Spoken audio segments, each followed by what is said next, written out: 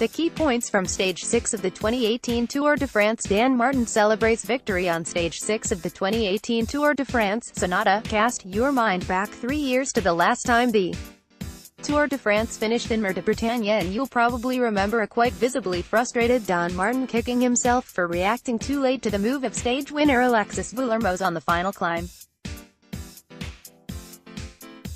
The Irishman, who's been vying for a Tour stage win since his maiden victory in 2013, didn't make the same mistake this year on Stage 6 of the race.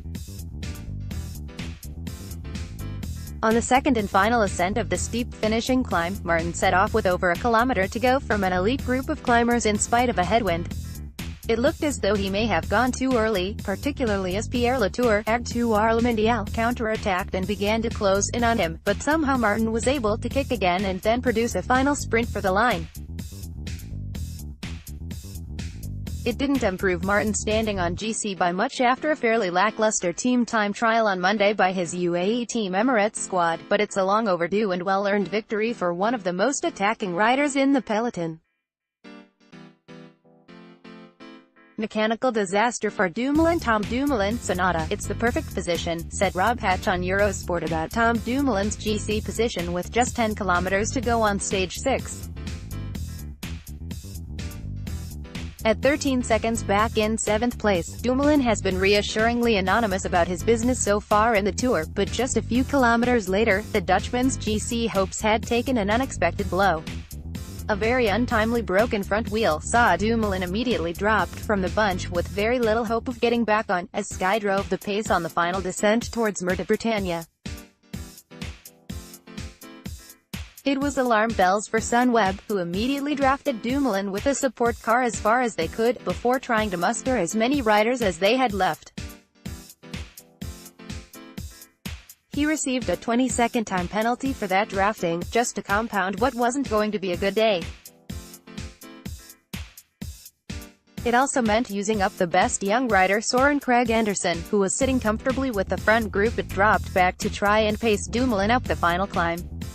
It was all too late though, and as the front group rampaged towards the line, Dumoulin appeared to be losing more ground, eventually crossing the line 53 seconds down on Martin and 50 seconds down on the leading GC contenders. It'll come a big blow for a rider looking to back up second place in the Giro d'Italia in May, particularly on a stage where he would expect to finish comfortably with the leaders. Romain Bardet fights to save time on the final climb of Stage 6 of the 2018 Tour de France. Sunada. If Dumoulin's losses came at the hands of an untimely mechanical, Romain Bardet's looked more to do with disorganization. The Frenchman did have a mechanical as well, slightly later than Dumoulin, but was able to work his way back into the group of favourites before the start of the final climb.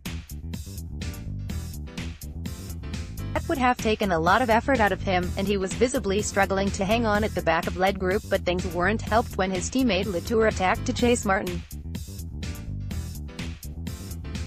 Clearly Latour wasn't told about his leader's struggles, and took off like an exocet to try and grab the stage win, increasing the pace of the bunch at the same time and ultimately missing out on victory. Nevertheless, it's a bad sign for Bardet that he lost 30 seconds up a relatively short final climb to leave him 1:45 back overall.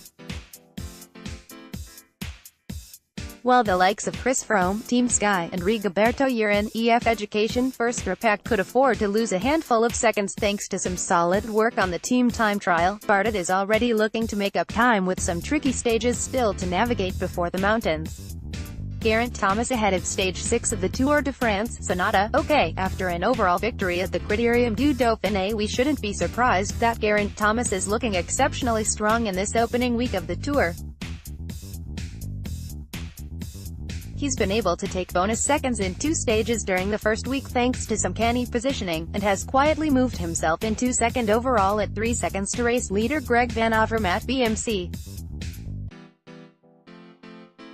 But today at Mûr de Bretagne, Thomas looked as strong as anyone, and carrying better form than Sky's other leader Froome.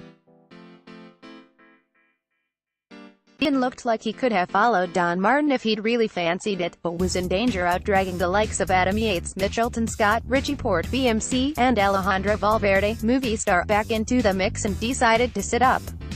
It's the kind of form we've seen from Thomas before in previous tours, but it's often been ruined by a crash or one bad day in the mountains during week 3. The Welshman is looking a rounded and accomplished rider capable of challenging the best at this race, and it'd be great to see him carry that right through to the final stages and a possible podium in Paris. Van Avermaet stands firm against Quick-Step. Greg Van Avermaet. After Stage 6 of the 2018 Tour de France, Sunada, Quick-Step were making no illusions about the fact they wanted the yellow jersey back and another stage win after today's stage.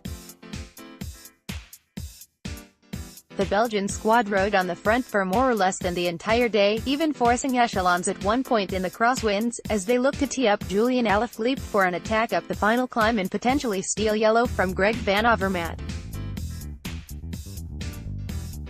With BMC Racing more focused on protecting Richie Porte and a long-term aim at taking an overall podium, it was really just up to Van Avermaet to hold on up that last climb if he wanted to protect his yellow jersey.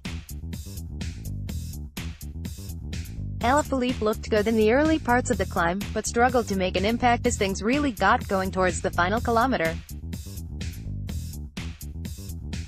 The Frenchman lead in the main group of GC riders just behind Valverde, who took the final bonuses on the line, but Van Avermaet was well placed in the rear of the group to take the same time and preserve his overall lead. The Belgian has looked classy in protecting his overall placing, never panicking or making mistakes with attacks around him. He'll surely hold it until through to the rest day on Monday, with 2 sprint stages coming up before the cobbles stage on Sunday. And as a Paris-Roubaix winner, you'd bank on GVA being in the mix for victory that day.